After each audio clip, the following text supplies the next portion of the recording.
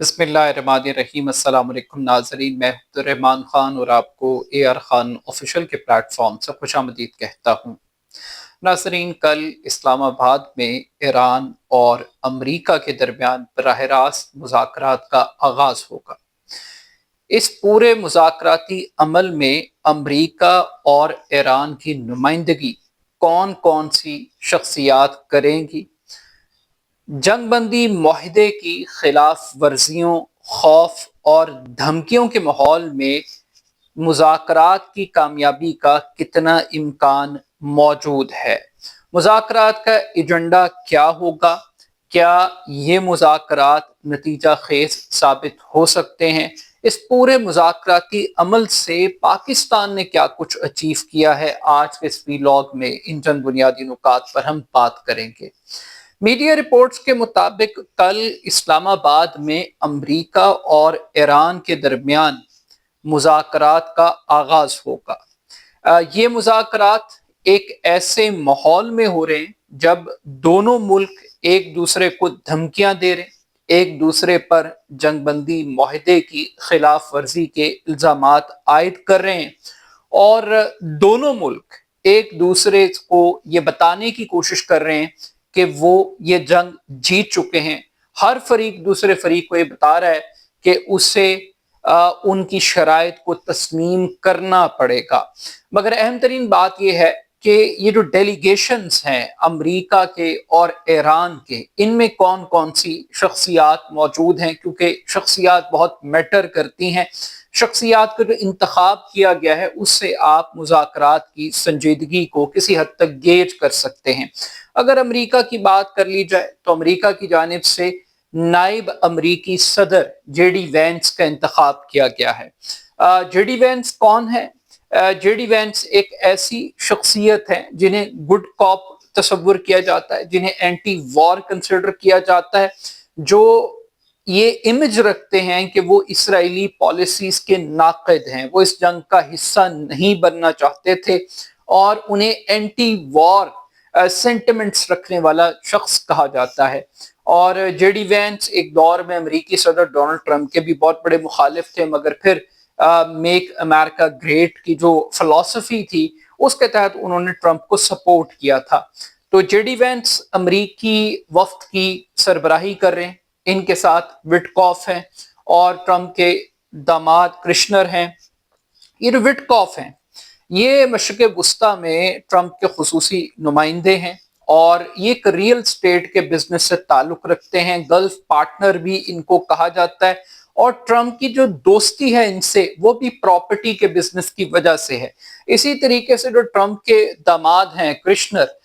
ये भी property tycoon है, ये भी एज में कोई बहुत ज्यादा उम्र नहीं रखते, मगर सबसे बड़ी क्वालिफिकेशन ये है कि ये ट्रंप के दामाद हैं, जूइश लॉबी के बहुत करीब तस्वुर किए जाते हैं, मशरिक़ वुस्ता में इनकी बहुत करीबी दोस्तियां हैं। और ये जो विटकॉफ और कृष्णर हैं यानी ट्रंप के जो दामाद हैं, ये वो दो शख्सियात हैं जो इससे पहले भी ईरान के साथ मुज़ाकरात के प्रोसेस में शामिल थे और इन्हीं की रिकमेंडेशन के ऊपर अमरीका ने इस जंग में कूदने का फैसला किया। मगर इस मर्तबा जेडी वैंस का इंतखाब किया है अमरीका ने इस मुज़ाकरात के लिए, जिससे तासुर ये मिलता है कि जेडी वैंस हार्ड लाइनर नहीं है, वो एक सॉफ्ट स्पोकन पर्सन के तौर पर कंसिडर होते हैं। अगर हम दूसरी जानिब बात करें ईरान की, तो ईरान की जो सफारती टीम है उसमें अब तक की जो इतलात हैं उसमें बताया जा रहा है कि जो ईरानी पार्लियामेंट के स्पीकर हैं मोहम्मद बाकिर कालीबाफ, ये बुनियादी तौर पर लीड करेंगे इस डेलीगेशन को। और ये जो मोहम्मद बाकिर साहब हैं जो ईरानी पार्लियामेंट के इस वक्त स्पीकर हैं, ये इससे पहले भी स्पीकर रहे हैं, इनकी भी एक तारीख है। ये एक जंगजू भी हैं, कमांडर भी हैं, सर्व भी कर चुके हैं फौज में, पुलिस में,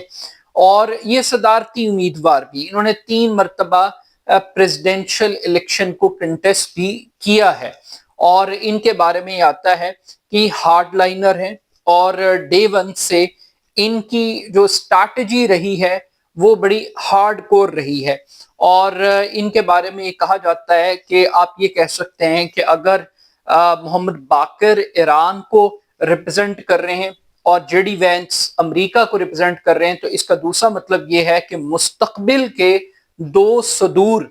ایک امریکہ کا صدر اور ایک ایران کا صدر، یہ اسلام آباد میں ایک دوسرے کے ساتھ مذاکرات کر رہے ہیں۔ دونوں کی جو ڈپلومیٹک سکلز ہے، یہ اس کا ایک بڑا امتحان ہے۔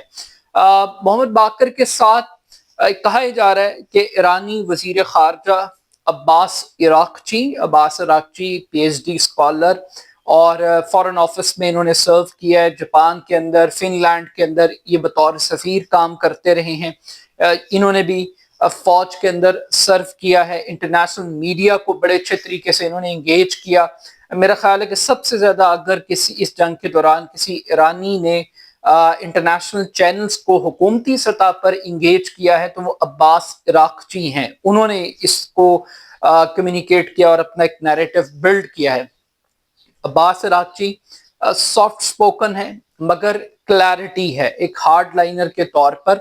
انہیں کنسیڈر کیا جاتا ہے۔ تو اب یہ دیکھنا ہے کہ باقر صاحب کو اناؤنس کرنے کا مطلب یہ ہے کہ ایک ہارڈ لائنر ہیں، اور اگر عباس عراقچی ان کو فالو کرتے ہیں تو ایک سافٹ لائنر ہیں۔ یہ جو دونوں شخصیات ہیں، ان کے بارے میں ایک اور بات بڑی اہم ہے کہ یہ دونوں اسرائیل کی ہٹ لسٹ پر تھے۔ پاکستان کی جانب سے ریکویسٹ کی گئی کہ اس وقت ایرانی قیادت میں اگر کوئی فیصلہ سازی کی صلاحیت اور طاقت رکھتا ہے تو وہ یہ دو شخصیات ہیں، ان دو شخصیات کو ٹارگٹ نہ کیا جائے، کیونکہ اس سے پہلے تاثر یہ تھا کہ علی لاری جانی وہ ایک بڑی ہی توانا اور ایک سخت حیثیت رکھتے تھے، تو اب یہ اپرچونٹی ان کو باقاعدہ طور پر دے دی گئی ہے، محمد باقر کو اور ایرانی وزیر خارجہ کو عباس عراقچی کو۔ اب یہ عباس عراقچی اور محمد باقر کی صلاحیتوں کا امتحان ہے۔ جہاں تک امریکہ کی بات کی جا رہی ہے تو امریکی نائب صدر کی معاونت کے لیے 23 ارکان پر مشتمل ڈیلیگیشن موجود ہے، جو آلریڈی اسلام آباد میں آ چکا ہے۔ یہ جو شخصیات ہیں، اس میں سیکیورٹی پرسنلز بھی ہیں، ڈپلومیٹک چینلز کے لوگ بھی ہیں۔ اب جو مذاکرات ہو رہے ہیں وہ کس انوائرمنٹ میں ہو رہے ہیں، یہ بڑا ایک فیکٹر ہے، ڈسکشن کا باعث بنا ہوا ہے۔ ایک ایسے وقت میں یہ مذاکرات ہو رہے ہیں کہ جب 24 گھنٹے کے دوران جب سے اس سیز فائر کا اعلان کیا گیا ہے تب سے لبنان کے اوپر بمباری کا سلسلہ جاری ہے، اور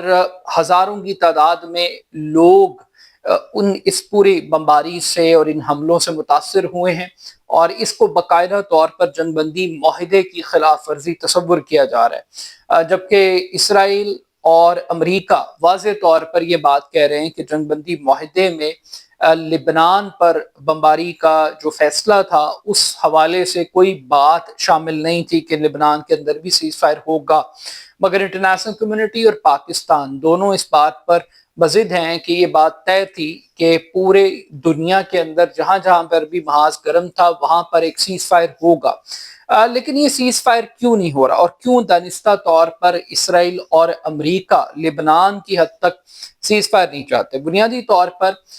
لبنان کو ایک پریشر ٹیکٹکس کے طور پر استعمال کیا جا رہا ہے، اور ایک خوف کو، پینک کو کریٹ کرنے کے لیے، دباؤ ڈالنے کے لیے لبنان کو استعمال کیا جا رہا ہے۔ اور آپ یہ بھی کہہ سکتے ہیں کہ اگر امریکہ کو یہ لگا کہ مذاکرات ناکام ہو رہے ہیں تو وہ اس پورے مذاکراتی عمل کو تباہ کرنے کے لیے اسرائیل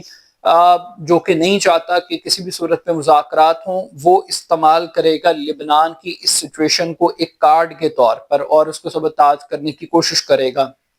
مگر یہاں پر کچھ باتیں جن کے اوپر ابھی ہمیں اختلاف دکھائی دے رہا ہے۔ فار ایگزامپل ٹرمپ نے کہا تھا کہ 10 نکاتی ایرانی جو شرائط ہیں، فارمولہ ہیں، اس کے اوپر بات چیت ہو سکتی ہے، ڈسکشن ہو سکتی ہے، مگر اب یہ تاثر دیا جا رہا ہے امریکہ کی طرف سے کہ یہ جو 10 نکات ایران نے بیان کیے تھے ان پر اب بات نہیں ہوگی، بات ہوگی تو انہی پرنسپلز کے اوپر بات ہوگی جس پر پہلے بات ہو رہی تھی۔ مگر کیا جو امریکہ کی شرائط ہیں نیوکلیئر پروگرام کو رول بیک کرنے کے حوالے سے، یورینیم کی افسردگی کو ختم کرنے کے حوالے سے، جو ایگزسٹنگ یورینیم ہے اس کو منتقل کرنے کی بات کرنا، اور بیلسٹک میزائلز کی رینج کو مقرر کرنا اور خطے کے اندر جتنی بھی ایرانی پراکسیز ہیں ان کو مکمل طور پر ختم کرنا، کیا ایران اس کے لیے تیار ہے؟ اور ایران کو بدلے کے اندر، یعنی ایران جو ڈیمانڈز کر رہا ہے کہ ہمیں معاوضہ ادا کیا جائے، ہمارے پر جو سینکشنز لگائی گئی ہیں ان کو ختم کیا جائے، خطے سے امریکی فوجی اڈوں کا خاتمہ کیا جائے، آبنۂ ہرمز پر ایران کے کنٹرول کو ایکسیپٹ کیا جائے اور انہی پروٹوکولز کو فالو کیا جائے جو ایران چاہتا ہے۔ تو اب یہ لائنز ہیں کس حد تک یہ دونوں ملک کامیاب ہوتے ہیں، مگر یہاں پر پاکستان کا بھی ایک امتحان ہے کہ پاکستان آلدو کے لائم لائٹ میں ہے، Pakistan talk of the town ہے، قدرت پاکستان کو سپورٹ کر رہی ہے، یہ پاکستان اتنا انٹیلیجنٹلی کھیل رہا ہے اور اچیو کر رہا ہے، یہ ایک علیحدہ بات ہے، لیکن سٹل ایک چیز بڑی امپورٹنٹ ہے کہ اس پوری جنگ نے، اس پورے میکنزم نے پرسیپشنز کو چینج کیا ہے۔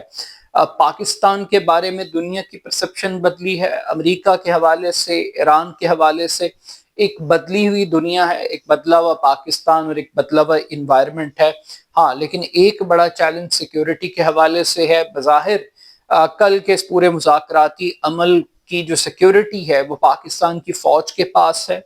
اور ریڈ لائن اور ریڈ ایریاز مارک کر دیے گئے ہیں، سیکیورٹی کے بڑے ہائر پروفائل انتظامات ہیں۔ یہ بھی خدشہ ہے کہ اسرائیل کوئی شرارت کر سکتا ہے، بھارت کر سکتا ہے، افغان طالبان کر سکتے ہیں، تو کافی سارے خدشات کے ماحول میں یہ مذاکرات ہو رہے ہیں، بٹ سٹل دیکھتے ہیں کہ جے ڈی وینس زیادہ اچھی بارگیننگ کرتے ہیں یا محمد باقر، جو مذاکراتی میز ہے وہ کس کے حق میں جاتی ہے، یہ آنے والا وقت ہی بتائے گا۔ اپنا فیڈ بیک مجھے ضرور دیجیے گا، میرے YouTube channel AR Khan official کو ضرور سبسکرائب کیجیے گا۔ بہت شکریہ، اللہ حافظ۔